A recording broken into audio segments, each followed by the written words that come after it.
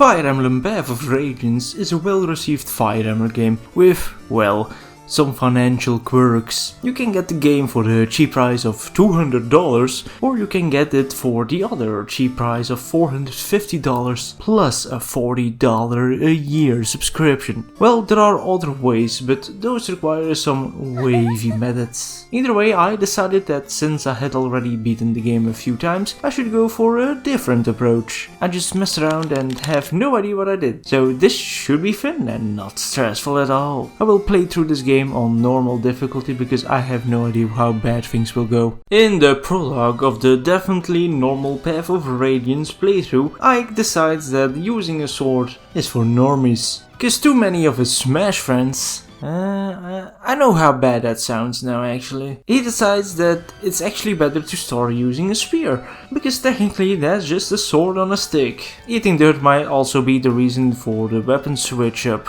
The prologue starts by Ike fighting Boyd, which if we look at the weapon triangle, is a bad idea. Luckily we have a javelin, so we can just attack without actually getting hit, because Boyd just doesn't move. Of course, Grail is no problem considering he brought a sword to a spear fight. In chapter 1 of my very normal playthrough, Ike, Titania, Boyd and Oscar get sent to deal with some bandits in a nearby village. Titania decided to ditch her horse and become a warrior, picking up a bow in the meantime. Oscar also dropped his horse and spotted his brother Rolf practicing with a bow, and he stole that bow. Boyd, on the other hand, became an absolute mad lad by taming a freaking wyvern and growing some beautiful red hair. Not sure if he belongs to the brothers now, but this is definitely not a bad batch of units. This map was really trivial though, especially considering I started with 4 iron lances. In chapter 2 of you know it by now, Rolf and Miss get captured, and just like any smart person would do, we would wait, cause it's obviously a trap.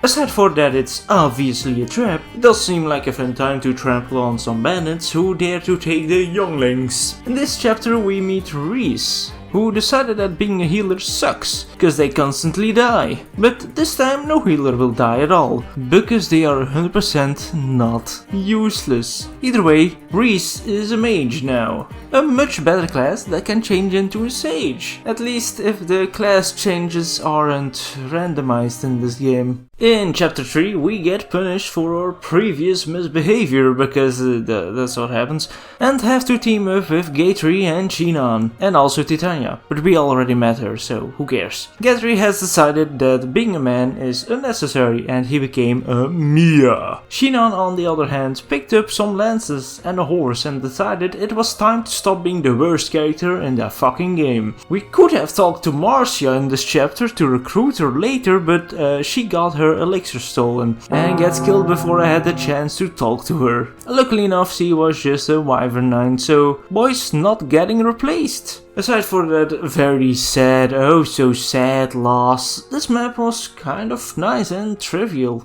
In chapter 4 we meet Soren, who is known for being Ike's first love interest and also being a really good mage. Sadly enough he forgot how to read and only uses staves. But at least we have a healer now, so no one actually has to die. Oh well, Mia has died, so basically we didn't have a single death this chapter. We do find a green-haired, important-looking person. How do I know that? Well, she's important because green hair. In chapter 5 I realized that Soren has the shade skill, making him kind of invisible to all enemies, which is good for a healer. But you can guess what happens next, right? Yeah. What unfortunate events that surely no one saw coming. Oh well, should I be more careful? Other than that, in this map it is required that you protect the fort for 6 turns, because the boss on this map is impatient and wants to eat his breakfast. This is how he easily misses out on capturing the important character with green hair, whom is a princess, because what else could she be? In chapter 6 the Grail mercenaries decide to diverse. and Ike and his gang are left to escape from the map. Since this is a randomizer, all enemies have a chance to have a better weapon than they should be having. So instead of going in like a maniac, I decided to strategize for once and go through the left area, simply because the enemies are weaker there. I do get hit by some venom weapons, which gives me the weak status effect of being poisoned, which can be annoying if you have considerable low maximum HP, but no one died on this map though, because Grail told us at the start of the map that dying is for buffoons. In chapter 7 we have to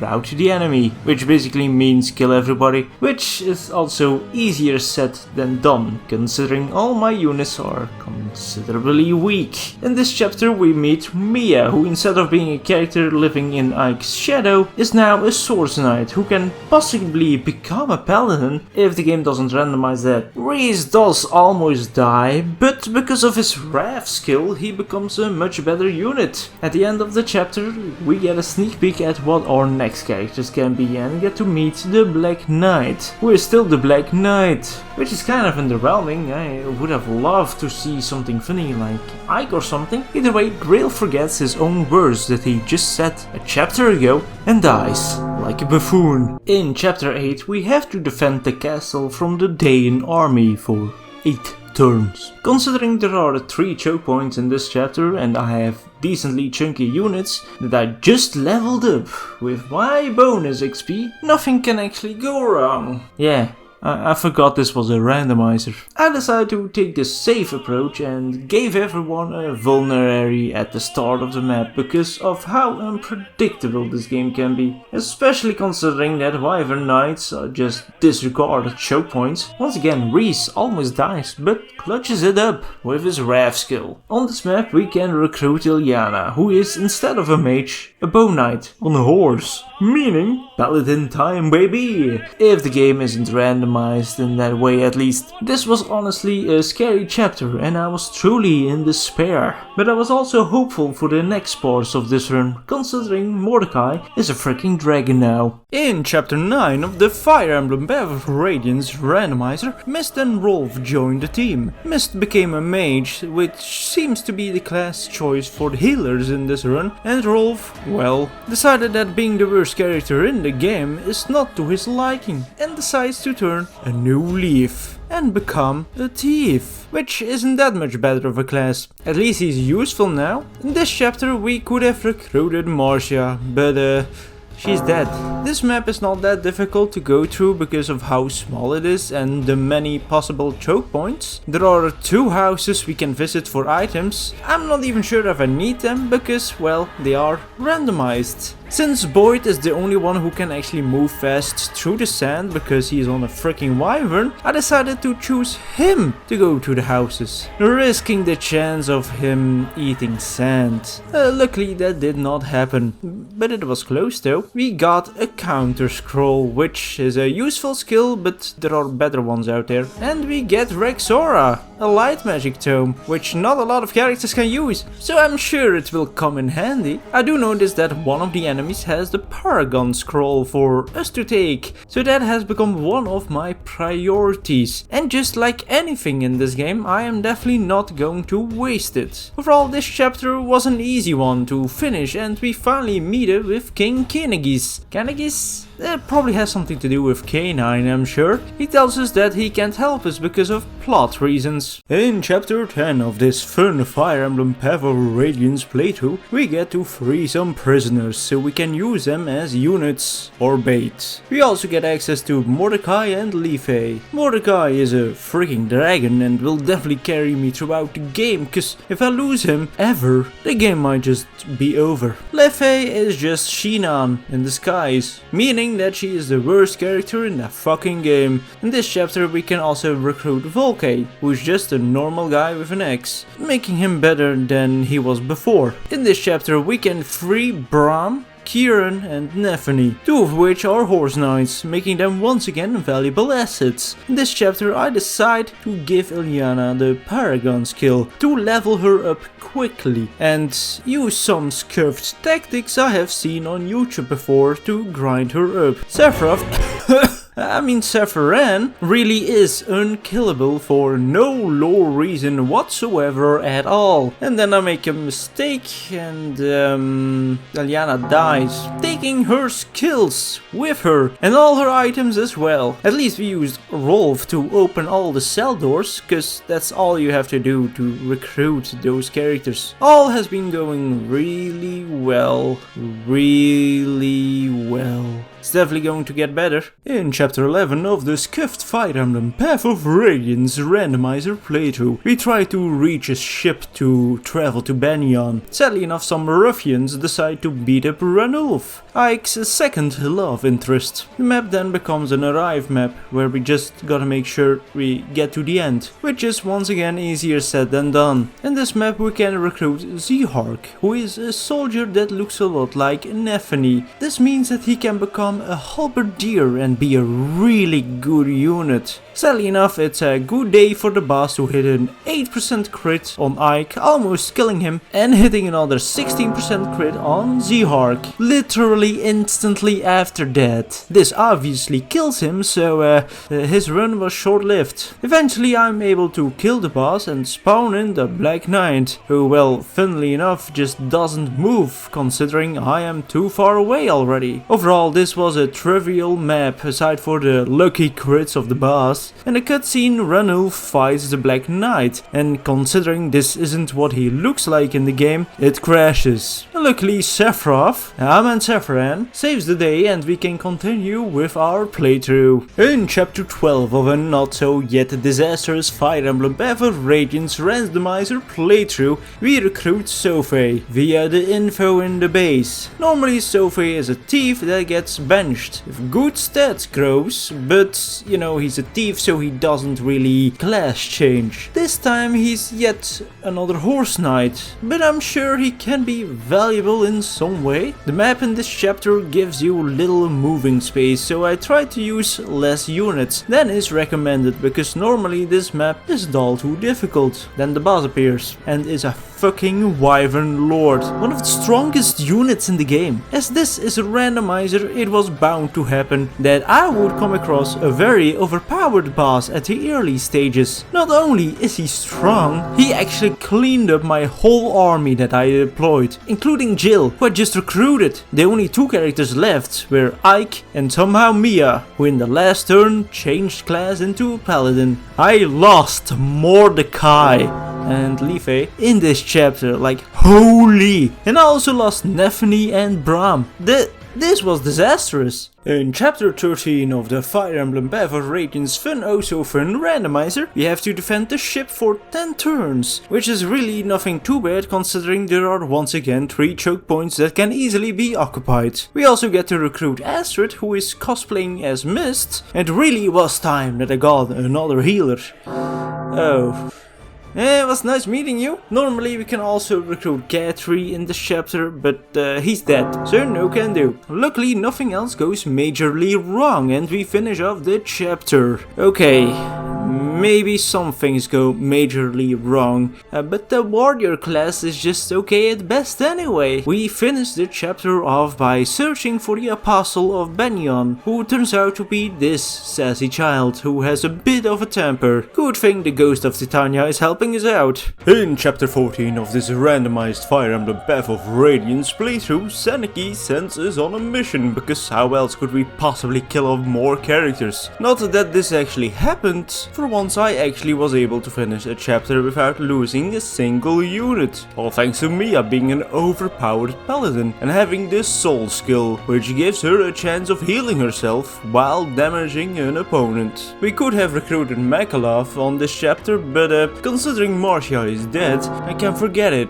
But considering he didn't seem like he was going to be a useful unit, I'm not really sad about it. The chapter ends with a CGI cutscene where all the Laguz leaders talk about stuff we already knew, making this the most wasteful moment in Fire Emblem history. In chapter 15 of the Fire Emblem Path of Radiance randomizer that is somehow going smoothly, I decided to class change Boyd, making him a Wyvern Lord. This is because of my prior knowledge of the game. I know that chapter 15 can be a pain in the ass if you don't use flying units. All I need to do is defeat the boss in the map. I just hope it's not a dragon. Oh fuck. Luckily enough, unlike in a normal playthrough, the boss does turn back into his human form, making him weak and vulnerable to the stabby. I might have actually been softlocked here if it wasn't for that. Normally you can recruit Stefan in this chapter with Levi or Mordecai, but they are dead. I do finish off the chapter in a fast 10 minutes because of the strat, making this the shortest chapter in this run aside for the prologue. We take Tormod and Murim as spoils of war and take them to Sanaki, who according to Ike has some explaining to do. After much explanation, which I won't go in detail of, we get a search warrant to search some rich snob's house. Well, house? Mansion actually. In chapter 16 of the Fire Emblem Path of Radiance randomizer, we finally get Ike. Yeah, seriously, Tormod actually pulled through and became the main character he always wanted to be. Murim is still a dragon, replacing Mordecai, who is now resting 6 feet under. Of course, red dragons are weaker than white dragons, but a dragon is a dragon, and I ain't complaining. Considering Tormod can be a decent unit because of this class, I decide to focus on leveling him up. In this map we are in the big rich snob's house to capture him for illegal possession of a Lagoose. Of course, since he is rich, he has a huge military to try and destroy us. But we have a Mia. In this chapter we can also recruit Devden, who is a paladin, making it as if this run is only giving that one specific class to me. Aside for that, this chapter wasn't all too bad and didn't take me too long to finish up. I'm sure the next chapter will be just as short. Chapter 17 of Fire Emblem Path of Radiance is known for being too long and too tedious, considering you are not able to switch up your team and take items from your convoy in between the 4 parts it is split into. Normally you can call in reinforcements from your benched units, but considering I only have 11 units left, this is kind of a useless feature. In the first part of this dumbass chapter we have to rout the enemy, which I do with Tormod and Mia, because they are now my best units. Tormod even becomes a lord, which makes him able to use the Ether skill, which is an overpowered skill that is only given to the lord class in this game. Without that skill, Ike would honestly be one of the worst characters in the game. Sadly enough, he won't be getting that skill until after this chapter. Oh yeah, Kieran died in this part, but like who cares about him anyway? In part 2 of this chapter, all we have to do is make Ike arrive at a certain point. I'm not sure if another unit can technically do it, but that's besides the point. So I decided to use some scuffed tactics with Boyd again to finish off that part really quickly. In part 3, Ike finds a Lagoose Heron, who were thought to be extinct, but that can't be true since there are already 2 alive in this game. Either way, Ike decides to carry her around for the remainder of the chapter, making him a lot worse of a character. In this part of this fun chapter, we have to survive for 10 turns, which is kinda easy on this map considering there is the choke point where you can just put 2 strong units, making it impossible to get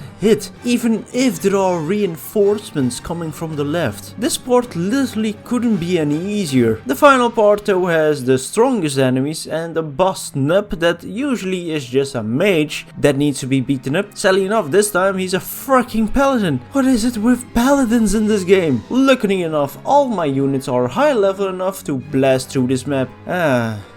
I don't really care. We also get some reinforcements from the Lagoose and win easily that way. The chapter finishes off with Sanaki saying sorry to the Herons because she feels responsible for killing off all of them, even though that happened 20 years ago and Sanaki is 8. We also see a CGI cutscene to see grass grow, something you should be doing instead of watching the remainder of this video. In chapter 18 of this funny randomizer series of Fire Emblem Path of Radiance, Ike finally gets promoted to a halberdier, a decently good class that can have a good defense and resistance, making them almost overpowered. This chapter is mostly seen as the beginning of Act 2 of the game because of the shift in the story, where we finally decide that we have had enough bullying and decide to take Dayan head on. You know, Dayan, the evil army of the evil king? No? Maybe I should talk about that more. In this part, we get a bunch of new characters. 2 Wyvern Lords, a bird, and Raisin.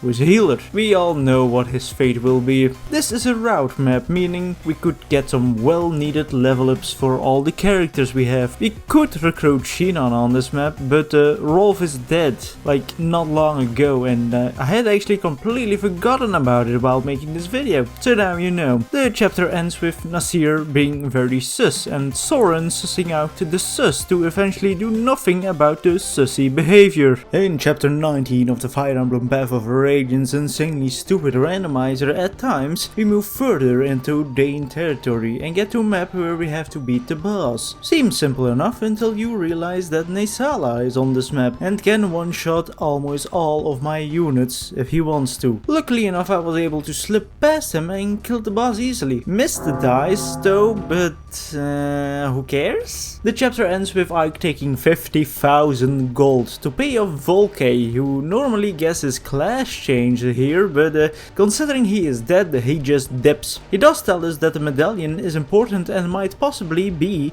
the Fire Emblem, which is somehow gone, because of course it is. Also Nasir is missing, but like that's probably coincidence, you know? In chapter 20, the Dane army is forced to open the floodgates and stop us with water. Basically meaning doing something they don't even want to do because, well, the people might get upset. But this is war, so they'll understand, right? We only have limited time to get through this map, but that's why we only have 15 turns, which really isn't a lot for this challenge. Luckily enough, my characters are all pretty chunky and able to beat a lot of the enemies. We finish off the chapter by sending Jill's dad to his daughter in heaven. We do see Nasir giving Inna, a general in the Dayan army, the Fire Emblem. Who would have thought that this character was gonna betray us after all? In chapter 21, we get locked into the capital of Dayan, where Inna is the final boss. She's a halberdier, so it's possible that I might not do enough damage, but that's not something we have to worry about now. We should worry about Tornado, who has Meteor. Luckily enough, Mia has enough resistance and the Void to just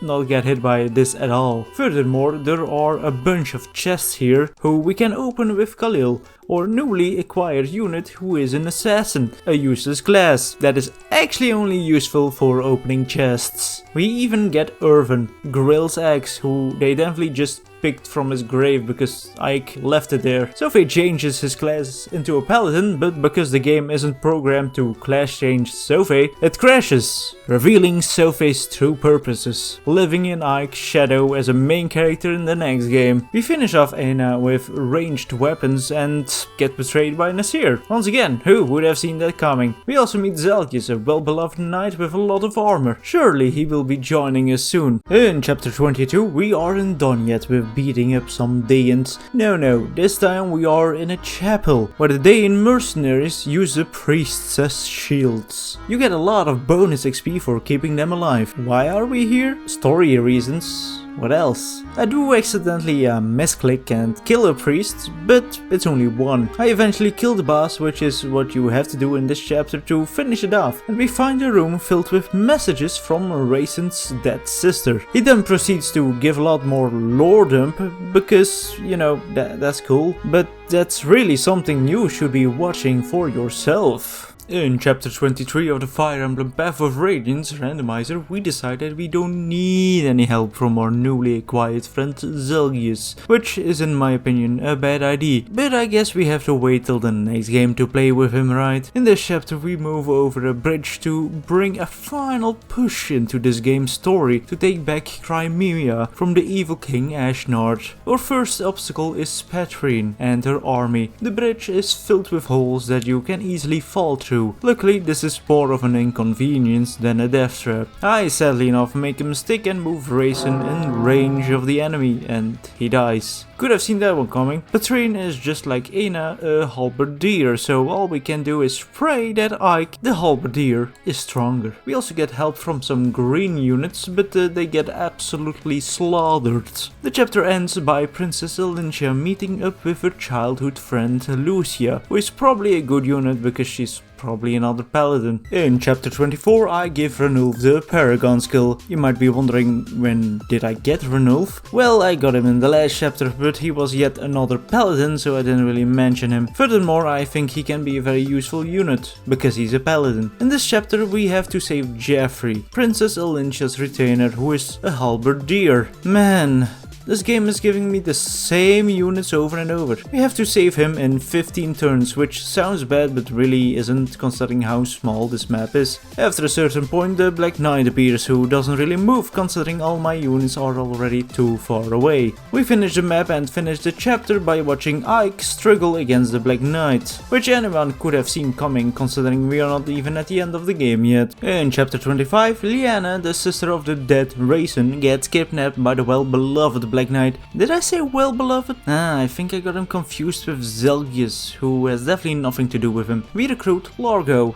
who is a sage, meaning that he can be really useful with staves. Well, tomes are kinda useful too, but I like to have some healers after killing almost all of them. In this map the enemies drop some boulders on us, that no matter what, always do 10 damage to us, making this a very risky place. I decide to move a small unit of Wyvern Lords to the right to take out all of the enemies and use my two strongest units, Ike and Ike, to move to the left. With a lot of patience I am able to finish off this map pretty easily. At the end of the chapter we finally meet up with Koenigis again, who decides he can't help us because of plot reasons. In chapter 26 Elincia joins the battle and is a bird. Cool. This map is notoriously known for having a lot of strong enemies. Luckily the halberdier class isn't really feeling any of that, and we can finish off this map pretty easily and slowly, because I do care about level ups and try to XP grind to get Mia's X level to the max, which at that point I didn't realize I couldn't do, which means I really did waste a lot of time on this map. The chapter ends with Ashnard saying that he loves a good fight and is waiting for us. He will just have to wait a bit longer because there are still a few chapters to go. In chapter 27, famously known as the chapter where we fight the Black Knight, as we encounter the Black Knight, who almost killed Ena, we remember that there was another map in this chapter we completely obliterated because almost all of my units are really strong at this point, and showing this in the video would honestly be a waste of people's time. The ending of this chapter is really simple. If we beat the Black Knight, we recruit Nasir, who in this game is yet another paladin. If we don't engage the Black Knight and live, we can recruit Ena, who in this game is once again another halberdier. Considering this is a randomizer, I had the illusion of choice because I really can't do any damage to the Black Knight at all. But I planned this all along because I preferred Ena over Nasir, who betrayed us any day. In chapter 28 we fight against a bunch of Lagus, while the King of Hawks joins us. I have to say that this chapter's sole purpose is to experience grind your characters a bit more before the endgame. Ena also has way more skills than she should be having, so I decide to leave Ena untouched and let her do her thing. Furthermore, at the end of the chapter we supposedly save Lyanna, who was already saved by Nasela, the Raven King. We end the chapter by getting ready for the endgame. In the endgame of Fire Emblem Path of Radiance I prepare myself for a really difficult one, because the game is randomized, but unexpectedly this chapter really isn't that much randomized, making it feel like a bit of a letdown. Of course, since this is the endgame, the letdown was unjustified because I could only capture the fountain, which has 4 choke points which are important, by pure chance. That Sophie has actually started to pull through and become a damn good unit. Funnily enough, the mid-boss of this chapter can't even use his weapons. Now that I captured the fountain area, the rest of the game becomes very trivial, especially now that I have 2 healers. As long as they are not muted, they are really useful. The only problem remaining is how to kill Ashnard, considering he almost instantly will kill all of my units. I was ready to sacrifice all of my units for that chip damage, but Ena actually pulled through with her Lune skill on enemy face and finishes him off so nicely. Since this is on normal difficulty, he doesn't even have a second phase. Anyway, I hope you all enjoyed this video, because I really did enjoy this video. This randomizer was a lot of fun, and I might do another one in the future on hard mode as an Iron Man or something. Either way, tell me what other videos I should make, and you know, subscribe and like and all that stuff. Goodbye.